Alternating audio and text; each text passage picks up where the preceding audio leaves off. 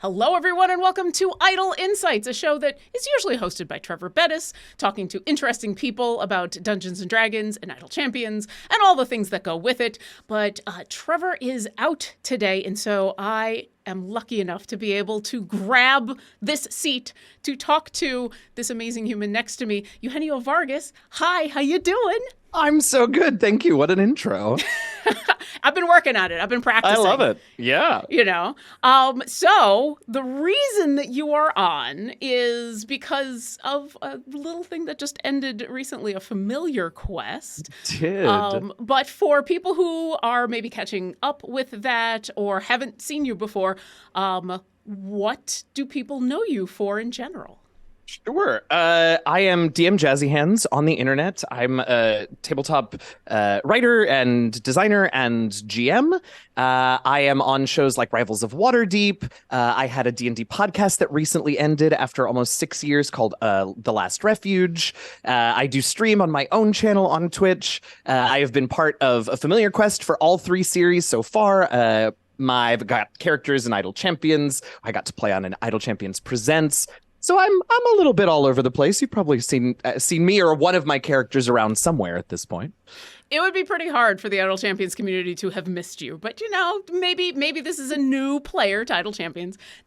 It's always good to be able to be like, and here's why this person is awesome. So let's start with a familiar quest, because you mentioned being on all 3 seasons, which are 3 amazing seasons, but also very different seasons. And you were a player for the first 2, and now you're the dungeon master. How did it feel to make that switch? Our first two DMs, Todd Kenrick and Latia Jaquise, were so great at sort of establishing the ethos of the Familiar Quest universe, right? The style and the tone and the how do you play as non-humanoid small creatures, right? So the first 2 seasons sort of established this world for us and for me so well that slotting into getting to tell a story was actually pretty easy and a ton of fun.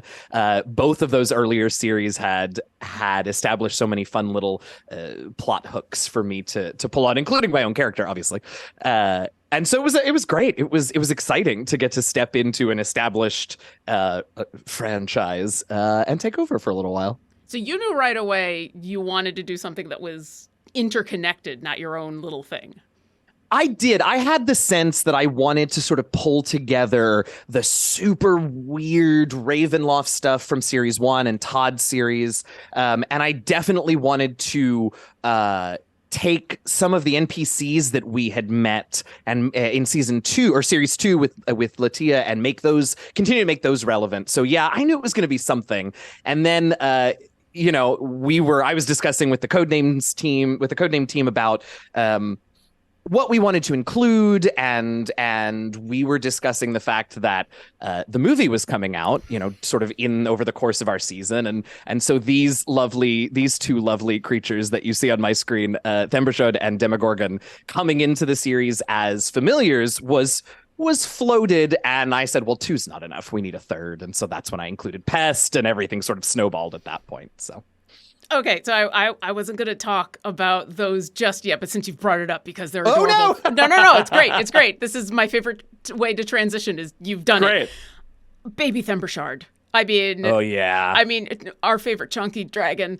Truly. Yeah. So when you decided, all right, so these 2 are going to be coming along, how quickly did you come up with the nicknames for them? Because that was adorable. Not until the night that they were introduced in the show. Really? I knew that they were going to be there, and I was like, I mean, everyone will recognize them, which is probably not true, but that's sort of what was in my head. We'll definitely, recognize Demogorgon from Out of the Abyss, and the movie will be pretty prevalent. Also from Thembershod was also in Out of the Abyss. Yeah. So I didn't really actually think about how we would refer to them at all.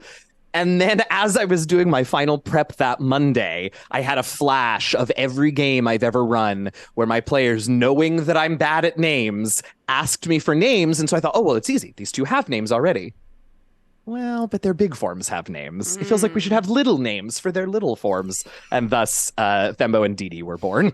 Mini names. Although, I mean, Thembo is still a chunky familiar. Still. Oh, yes. Yeah. Oh, yes. Oh, and we love him. We love a chunk.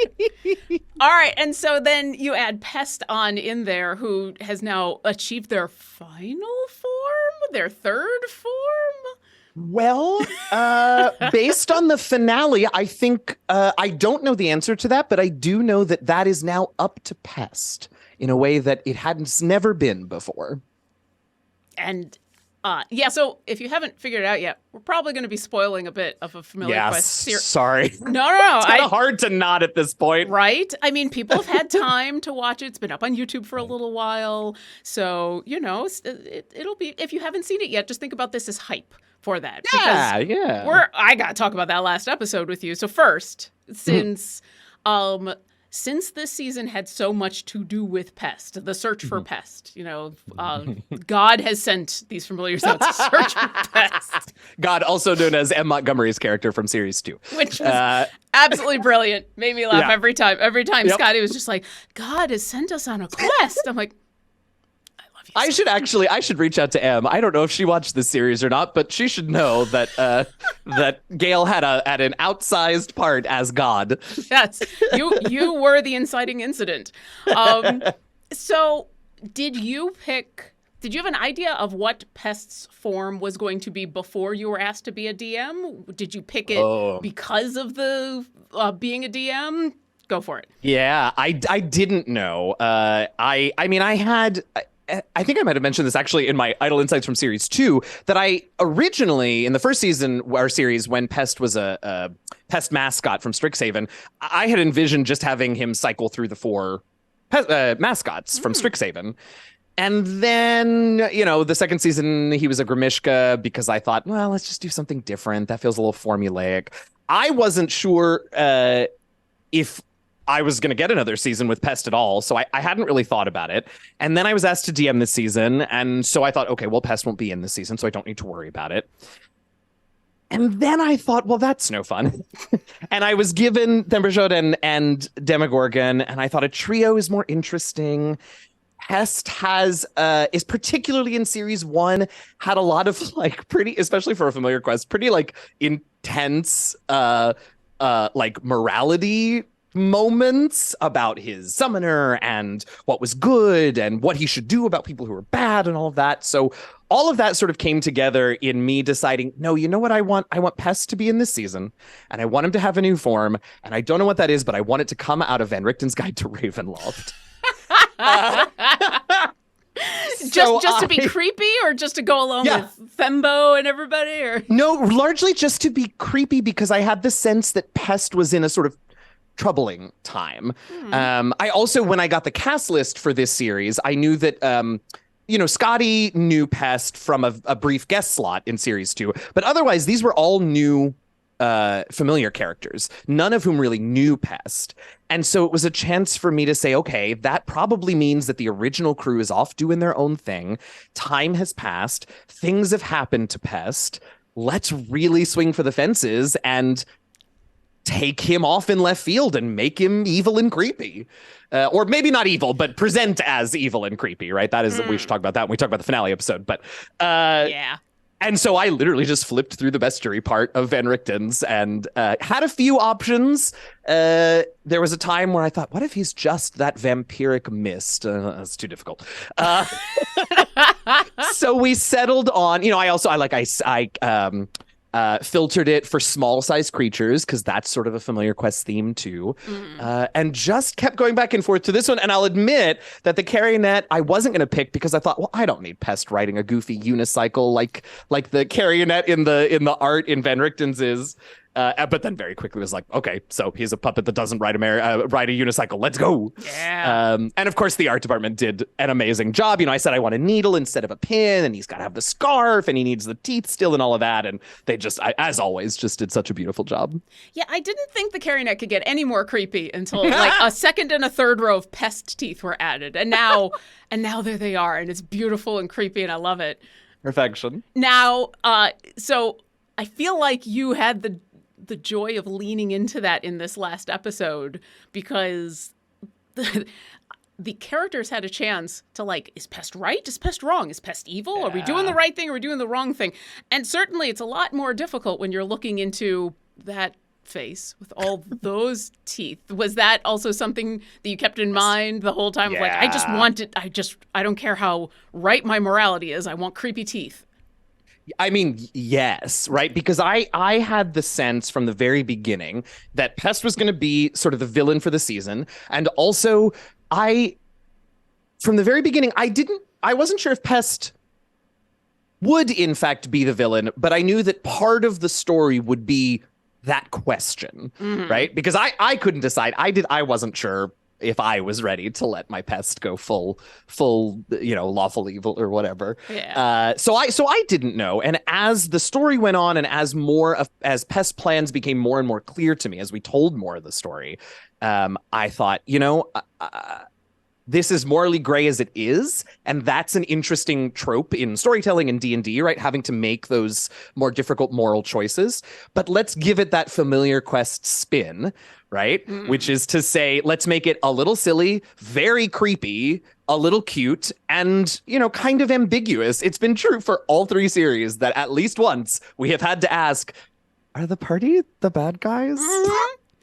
And so that's really what I wanted to lean into this season, is not a definitive who's good and who's bad, but let's actually take a minute and think about it and address the fact that, like, most of these characters are creepy cute. And how do we then make moral choices and think about our moralities when we have, skins like this?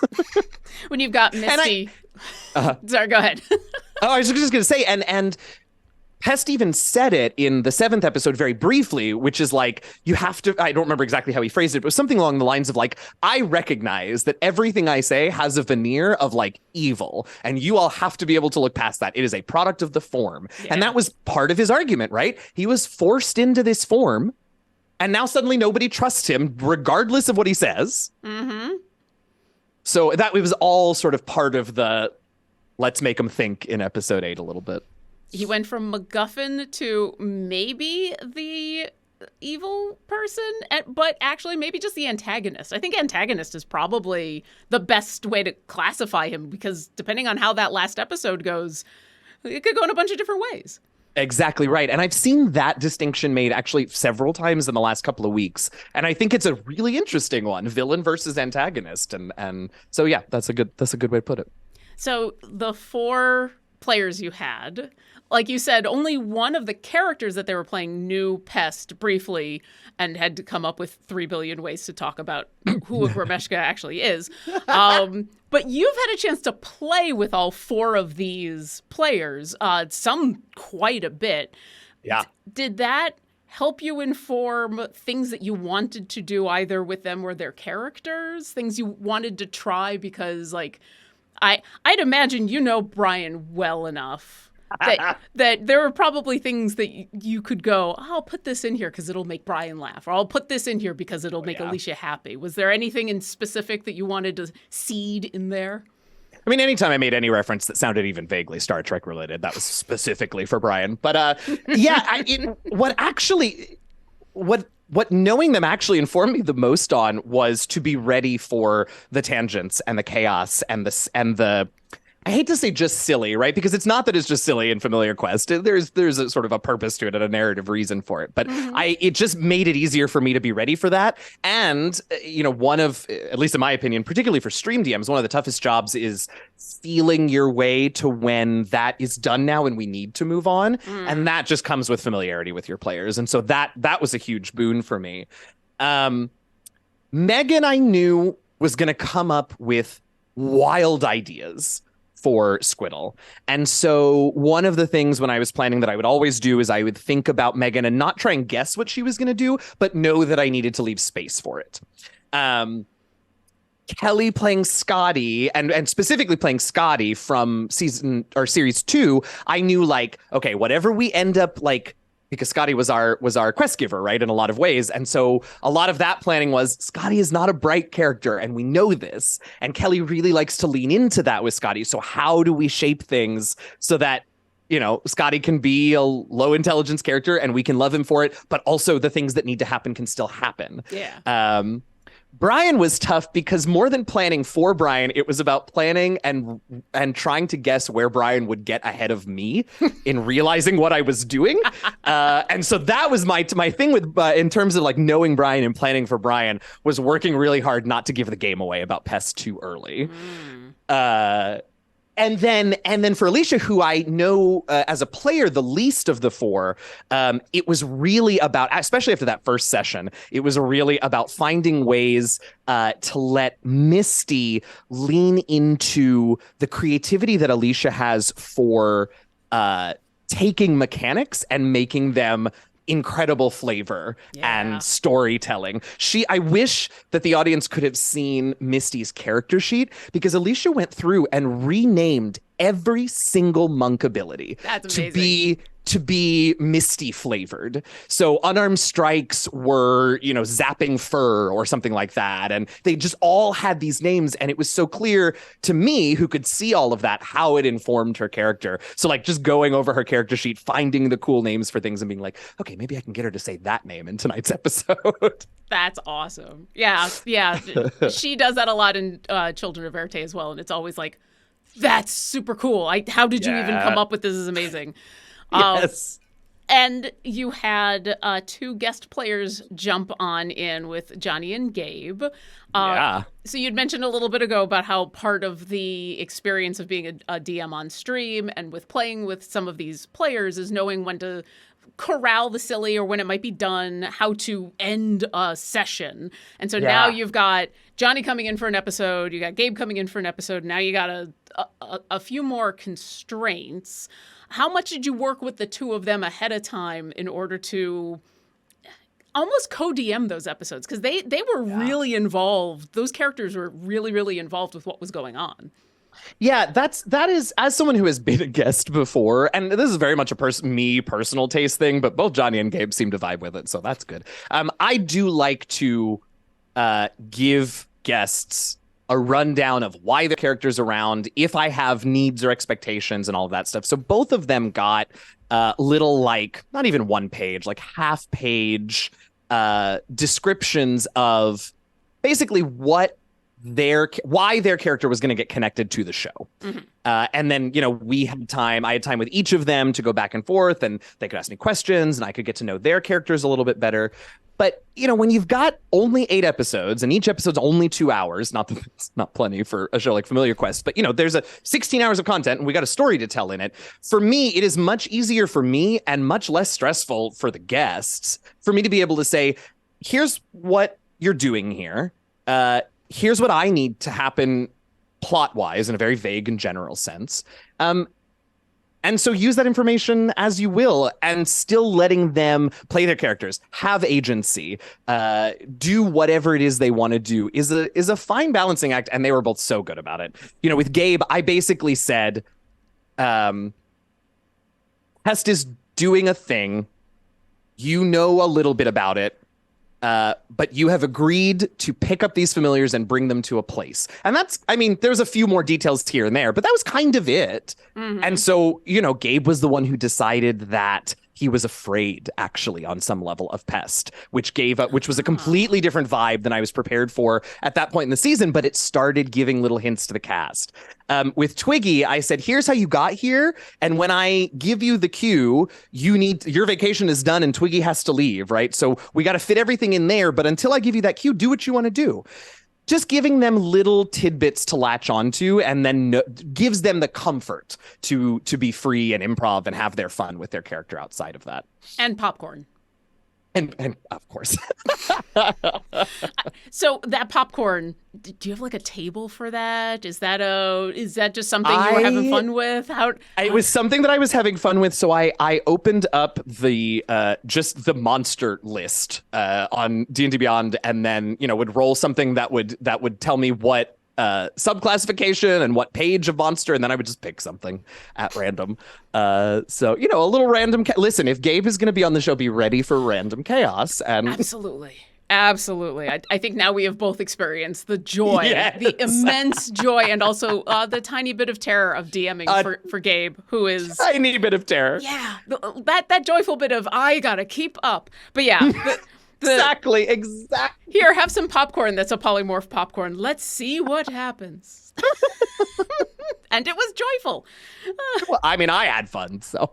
But that's wonderful to me that he flavored some of the information you gave him, because that was such a strong part of that episode, especially since Scotty kept being the voice of, well, I don't know about Marvel. Marvel has always, kind of not told everything is going on. So it was an interesting thing for him to flavor and go into it as.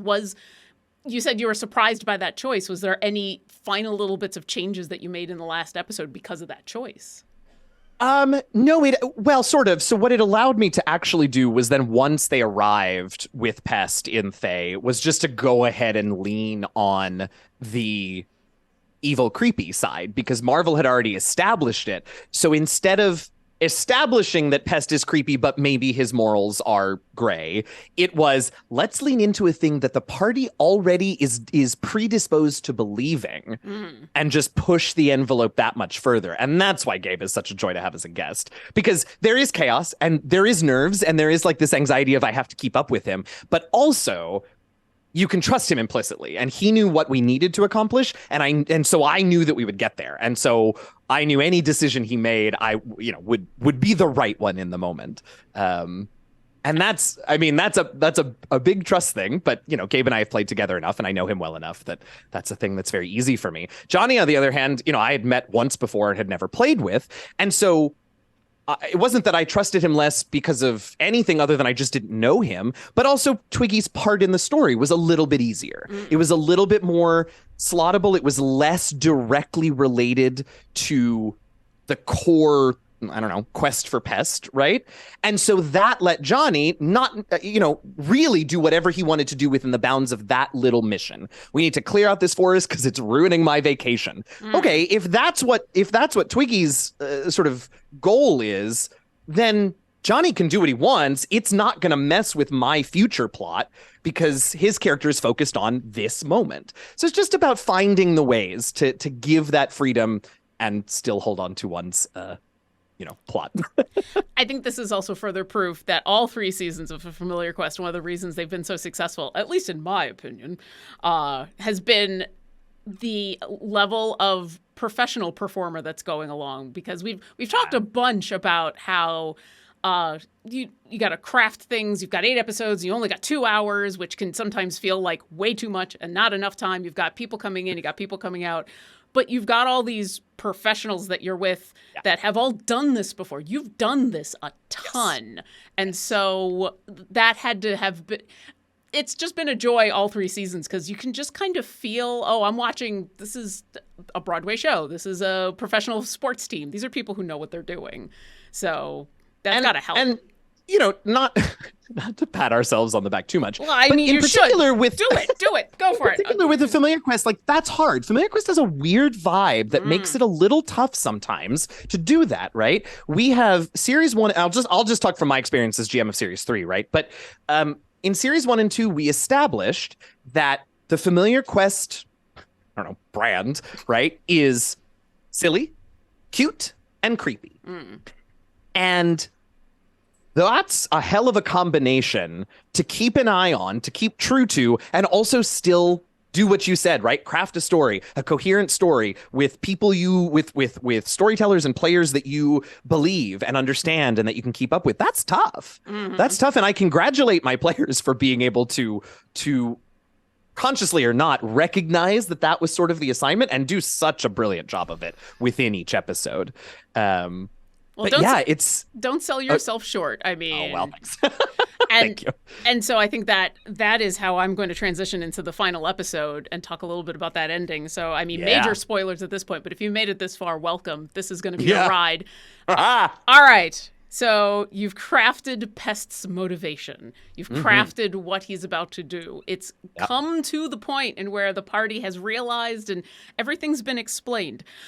How much did you hope you could swing them one way or the other? I had no idea what they were going to choose. And I had a similar moment in a season finale of The Last Refuge, my podcast, where there was a big decision point, and I maybe had an idea of what the players were going to do, but ultimately, in the moment was when I was going to find out. In terms of what I hoped for, I think a little part of me hoped that they would go along with it just because it's Pest, my child, my perfect baby, who is always right and can never do wrong. Absolutely. But, either way, any choice was going to make for an interesting, final 45 minutes of the final episode. And my notes on that episode very clearly had the first half plotted out and then had bupkis for the second hour. Because of that, right? Yeah. They could have chosen to oppose Pest and get into a fight. And I had some basic ready for that. They could have chosen to oppose Pest and could have convinced him to back off if Scotty was not the one trying to do the convincing. You showed that DC. I did. I was very impressed. I did. And I very rarely do this because over the years I have found that actually it is sometimes less interesting to come into a situation knowing exactly how the party could solve it. But in this case, I wanted it to be a very difficult solution. And so I did go into, because I had access to them, I did go into the characters' character sheets and look at their persuasion bonuses and say, what's hard but not impossible for half of this party? And half of the party had persuasion modifiers of 10 or more. So I thought, okay, that means they have a better than 50% chance to do this. That feels generous considering everything I know about Pest's psyche at this point. And how far he's gotten in this plan. Well, exactly that. How much he had sort of...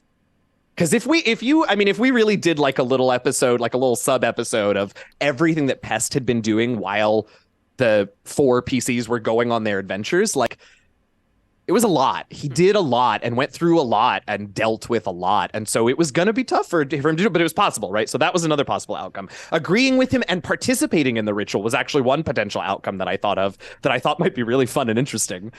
Or what ended up happening, which was sort of acquiescing passively to Pest's plans. And they were all so interesting to me.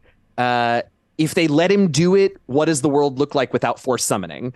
If they stopped him, what does a trio of genuinely powerful individuals, tiny as they may be, fighting not because they're being forced to, not because their world outlook is evil, but because they are so deeply dedicated to this thing? What does that fight look like? That sounds exciting to me. So yeah, no, it's a very long way of saying, no, I really didn't hope for anything in particular other than that they would make a decision before the end of the 2 hours. which there were a few moments where I was like, oh, we might not. Okay. It was such a fascinating conversation to listen to. It was amazing. And definitely there was back and forth. There were moments where I'm like, they're going to go in this. Nope. No, they're going to go in this. Nope. Yes. Nope. They're going to go in this. And it was down to the wire. It was. And that's why I started doing the little environmental timer aspect of Pest and the ritual, and there were visual cues of how much longer until the ritual was completed, because I needed, it was so good. But again, you got to tell these stories in 8 episodes and 2 hours each, and so there has to be a little something.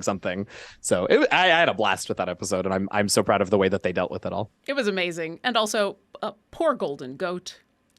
Poor Golden Goat. I do feel bad. I feel a little bad about that. That Golden Goat is just a goat now, and we'll never again see the slopes of Mount Celestia, but here you are. I mean, they knew what they were signing up for, and They did. Yeah. When everybody's rolling those D100s, I went, is this actually going to happen? Because, I've played enough clerics to know how hard it is to get a divine intervention going, and then...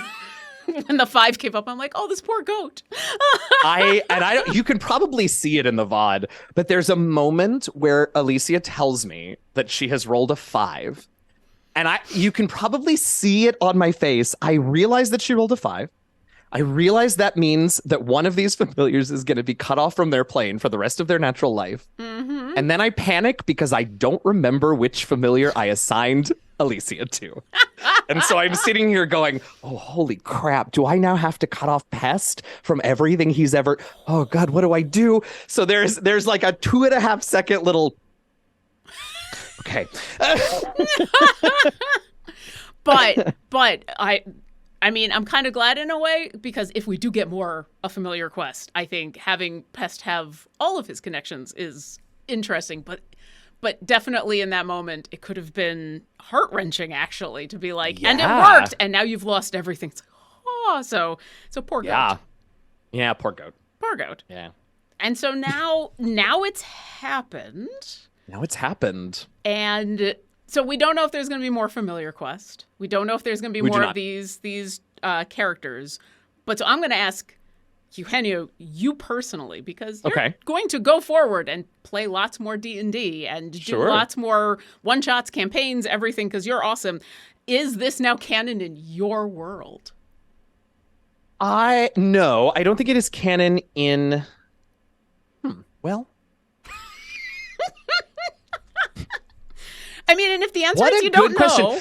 So I think that I will definitely play in campaigns where we exist in this world, where forced summoning does not exist. Yes. I will admit that in my I don't know what they're going to choose ultimately, I did sort of neglect to really game out every consequence of this choice, which we sort of saw in the episode, because so did Pest.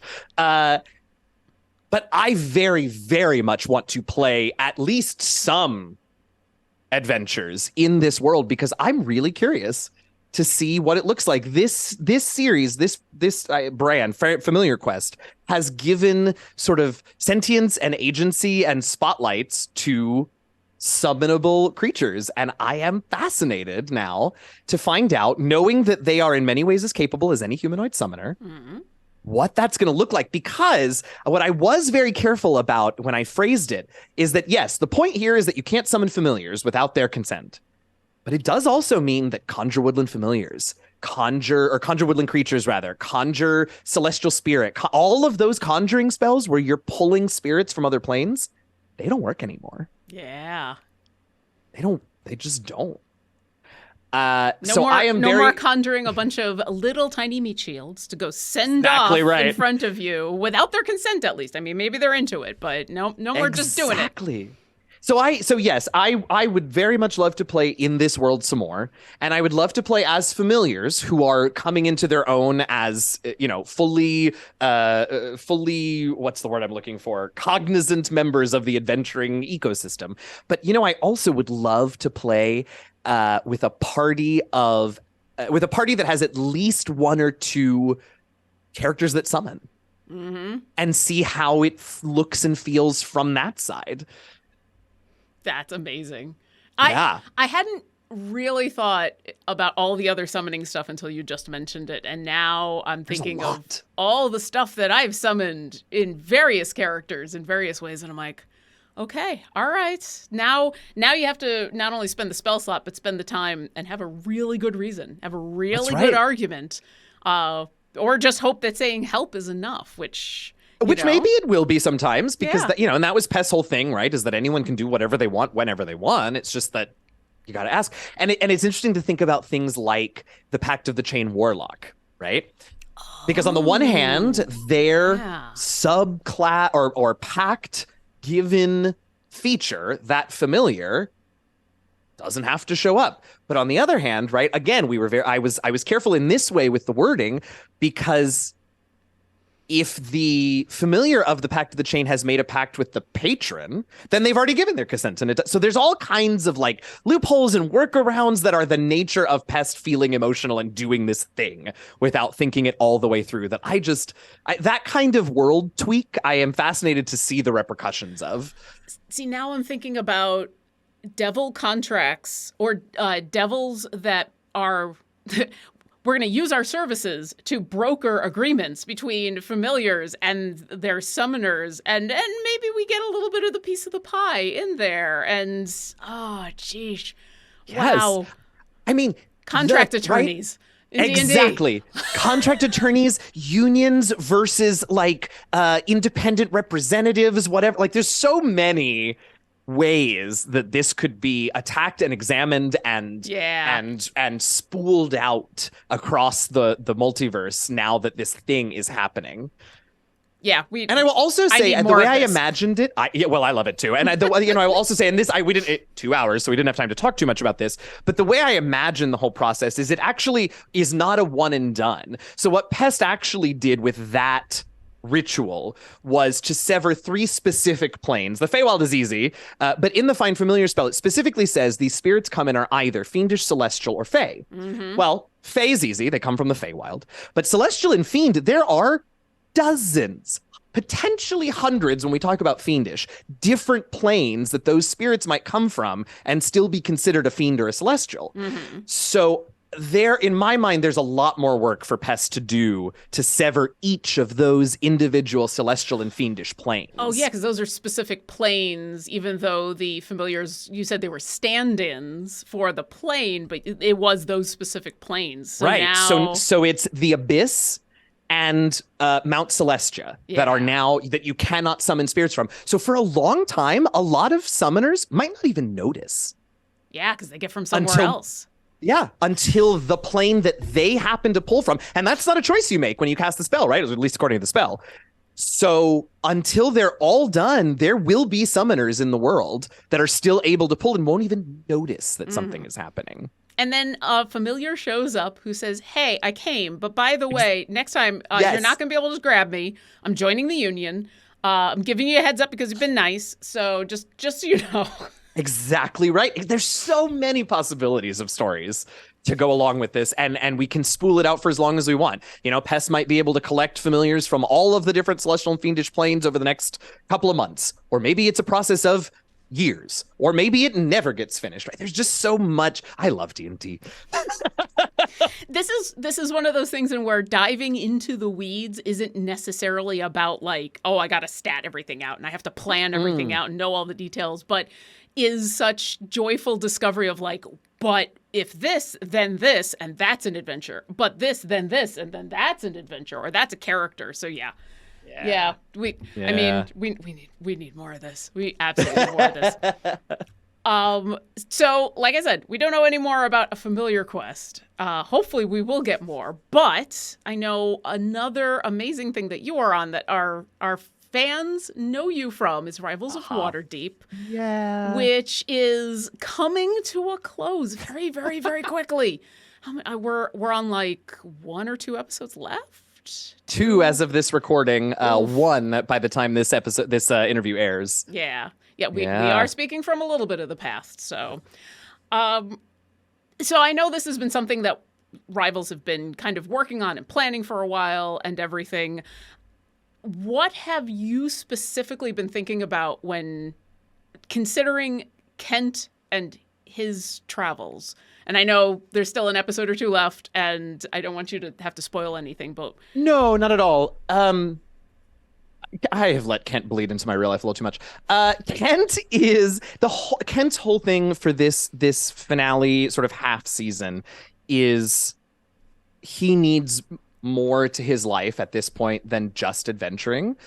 It's not sustainable forever. It is not even, there have been too many questions about the dangers of people as powerful as the Rivals staying in one place. There's all of this like debate about the good adventurers do versus the problems they cause. And Kent just desperately needs something else. He had archaeology and then ran from that when things got tough. He ran into adventuring. He was very good at it. He met Virgil. He joined up with the Rivals. And now Ken has to figure out, when all is said and done, what does he want to do with the rest of his life? Even if it's in Trollskull with the rest of the Rivals, what are we going to do? And that's a question that I think all 6 of us have been asking about our characters, because one of the reasons that we worked so hard and made sure that we could finish this season, thank you, Indiegogo supporters, is that we all wanted a chance to send these characters off into the rest of their lives very specifically. We so rarely, as D&D players, first of all, we so rarely get to play characters into 20th level at all. Yeah. And even if we do, so often we end our campaigns and our adventures with, and now we've solved that problem, next campaign. Mm-hmm. And even Brian and I, who were the last to join the cast, have been playing these characters for 6 seasons. I mean, that's 65 episodes of these characters. It didn't feel right to just say, we vanquished the thing, and they lived happily ever after. And so I think the last 2 episodes are very much, we're going to see each of these characters finding their, I don't even want to say post-adventuring lives, because I'm not sure all 6 of them will leave adventuring. I think there's a small spoiler that may not be, because I genuinely don't know, which is one of my favorite things about how we're running this season. Yeah. I don't think Kent will be an adventurer for the rest of his life. I don't know what he's going to do. I can't wait to find out. I also love in this last season how you've been trading off DMing duties episode by episode instead of just as the season. What was kind of the main reasons that you made that choice of like, well, let's speed this up and let's make sure everybody gets a chance to be the DM, even if it's just for an episode for the end of this campaign? So it was several things. We had way in the way back, we had toyed with the idea of maybe hiring an outside person actually to DM the last season, because we all wanted to be sure that we had the space to send our characters off, and that can be tough when you're DMing. We ended up discarding that idea for several reasons, but mostly because it didn't feel right. After, one of the marquee things about Rivals is our DM trading. And so it didn't feel right to have suddenly someone else step in and do that. So then it was, well, who wants to do it? And sort of everyone was like, I mean, I could, but this and that. And so that wasn't great. So we eventually decided that we were going to trade off. And that's sort of all we knew. And Masood, who took the first half of the season, the first 6 episodes of season 15 as his own, said, okay, well, since I'm doing the first 6 anyway, why don't I do episode 7? Because it'll be easiest for me. We're transitioning off of my part of the season, and I'll set us up for it. And genuinely, that's all we knew. And I have to give every single ounce of credit that is due to Masood. We didn't know that he was going to do the sort of popcorn jump around time hop epilogue thing. Oh. And as soon as he started doing it, all 5 of the rest of us were like, and this is the rest of our season. This is how we tell the story of the rest of these characters' lives in functionally 12 hours. Yeah. Or if not even the rest of their lives, considering some of these characters like Gosrick are sure. pretty much immortal. But yeah. like the concise, all right, nice end to this story kind of thing. Exactly. Even if they then sail off into the distance, even if Virgil and Kent get on a boat and go live happily ever after on a boat somewhere, then at least we've had that great send-off. Yes. As these last couple of episodes have come around, now that you've all grokked onto this, we're gonna time hop, we're gonna do this. How much has the DMing become more? It's always been a collaborative thing with all of you, but how much has it just been like, I'm not even running this game. It's more, I'm just going to be the arbiter of a couple of dice rolls. Like, how much of it is more, what do you want out of this game? It's varied a little bit from week to week and DM to DM, but the sense is very much that. Is very much that we are all a part of building these epilogues. There was a scene, well, it must have been last episode. No, it was 2 episodes ago, I think, when we saw, it was the furthest into the future we've seen, and it was Shaka with his grandkids. And Latia and I decided to be the grandkids in the moment. It was neither of us was DMing that episode, but we decided that we wanted to play the grandkids reacting to Shaka telling the tales of the Rivals. And that was that, we all just sort of, there was no discussion. We didn't even in the backstage chat say, hey, we're going to do this. We just did it. Because it has very much been the feeling that the part of the point of switching off DMs every episode is that it's our thing. We change the episodes every season. We trust each other to tell the story of the Rivals in a way that we that we know we will all be satisfied with, because all 6 of us, I don't know, there's 15 seasons, a lot of trust that you've built over all that time. So yes, it is very much, and we were nervous about this until it started working, but it is very much here's the person who will give the opening scene card, the scene description. Mm-hmm. We are this many years in the future and we are in this location. And then from there, it's sort of, let's play. Let's tell a story. I think there's a lot of D&D groups out there that do rotate DMs per campaign. Like, all right, I'm going to run Storm King's Thunder. All right, now you're going to run something else.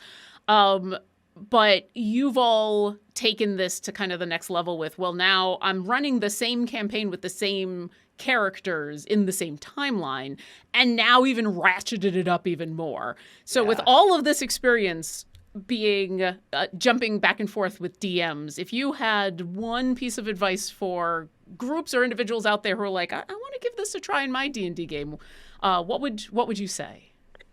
You have to establish the expectations. If something is important to you, then whoever is DMing needs to know that, because otherwise it's very difficult to play under a shifting DM and trust that things are going to be okay for the story that you want to tell.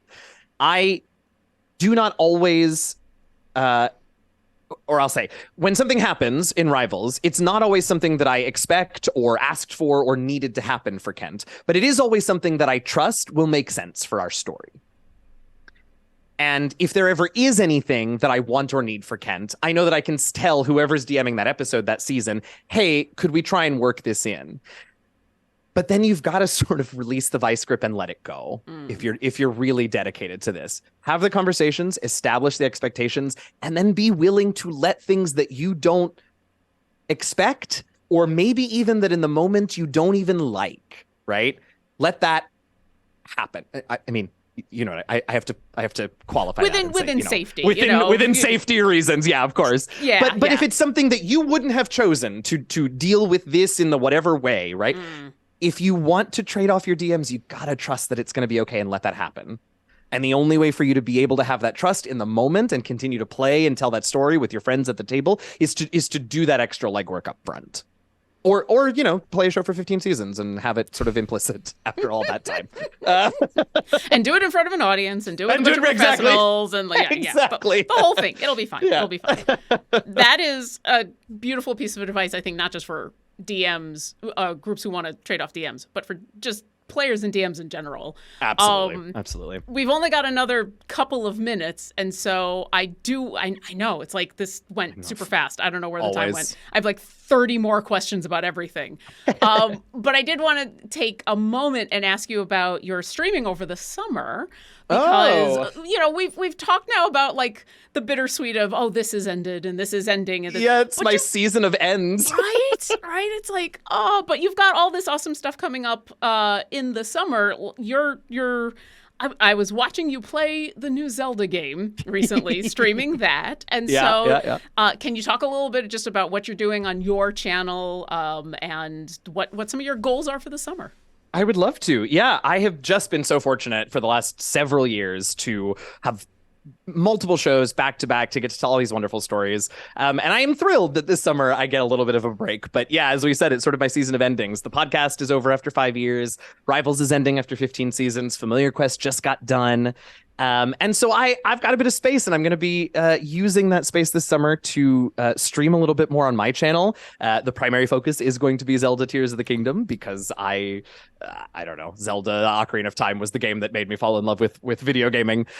So I'm going to be doing that, but I'm just expanding the programming and the hangout time on my Twitch channel. And for a few months, this was never my intention for any long period of time, but for a few months, I'm going to just see how it works to make my Twitch channel sort of my primary home for the summer. So you can find me there more often than just twice a week like I've been. We're still setting schedules. Somehow it is still May. I both cannot believe the summer is here and also can't believe we're still in May. Yeah, this week has been a year, and this month has been a decade, and time is a flat circle, which is a pizza. So truly, whenever your schedule coalesces, there will be audience there to enjoy it. Well, I do hope so. But yeah, so that's sort of what we're doing. I'm gonna try and put out, the folks that hang out with me love to see the little clip compilations of all of the times that video games startled me and such.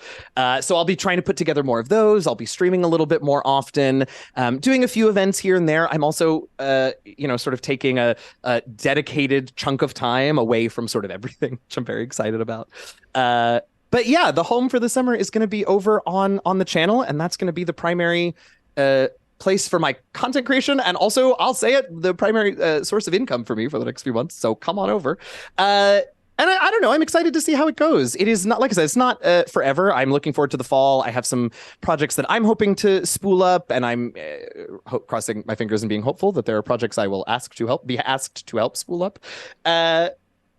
But it's going to be a little change of pace for the summer. I'll be playing some private D&D and streaming mostly in the video game space. See how it goes. Well, I hope that you have tons of viewers and a good time away and time off when you do take that. And then like more gigs that you know what to do with in the fall. So since we are at time, where can people find more of your awesomeness? Where is this Twitch channel? Where can people find The Last Refuge and Rivals of Waterdeep and do all of the linky things? All of the linky things. So first and foremost, twitch.tv/DM Jazzy Hands. You can follow my channel there. Since I can't give you a specific schedule for the summer, just turn on your notifications. That's my Twitch channel. You can also follow me on Twitter. I always tweet when I'm going to go live. Same username there as on Twitter, DM Jazzy Hands. You can find The Last Refuge anywhere that podcasts are downloaded. The Last Refuge, a D&D podcast. There are 258 episodes or something like that for you to binge, so go check that out this summer. Rivals of Waterdeep has our Twitch channel here, twitch.tv/Rivals of Waterdeep. And we've got one more episode for you all on June 11th, if that's a Sunday, and if not, whatever Sunday's closest to that. Well, I was right. Yay! June 11th is our series finale, so you can check us out over there. But yeah, for me personally, Twitch is the place to see me, and Twitter is the place to find out where else you can see me. Awesome. Go see Eugenio in all of the places. Go listen to The Last Refuge. As someone who's been a podcaster for a year and a day, Last Refuge is one of the best D&D podcasts out there. And so just because it's over, those of you who like to binge things, there you go. You got plenty. Enjoy. Well, thank you so much for joining me and chatting about all of this awesomeness over the last hour. Thank you. Wonderful as always. Always a pleasure to hang out with you. And thank you once again to Treavor for giving me this opportunity to hang out with some awesome folks. And we'll see you next encounter. Bye.